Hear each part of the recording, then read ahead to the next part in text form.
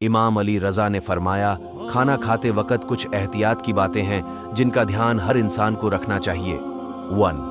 अंडा और मछली अगर एक साथ मैदे में जमा हो जाएं तो मुमकिन है कि बीमारी नुकरस, कॉलन्स, बवासीर पैदा करें और दांतों में दर्द हो। 2. ज़्यादा अंडा खाने से सांस लेने में तकलीफ और मैदा में गैस का सबब होता है। 3. मुसलसल प्याज खाने से चेहरे पर धब्बों का सबब होता है। 4.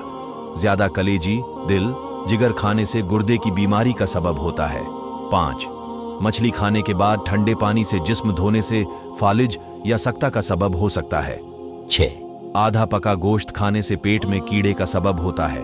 7. गरम और मीठी गिजा खाने के बाद पानी पीना दांत खराब होने का सबब होता है। 8. ज्यादा शिकार का गोश्त और गाय का गोश्त खाने से अक्ल खराब और हाफिजा कमजोर होता है। वीडियो अच्छी लगे तो कमेंट में सुभान अल्लाह जरूर लिखें।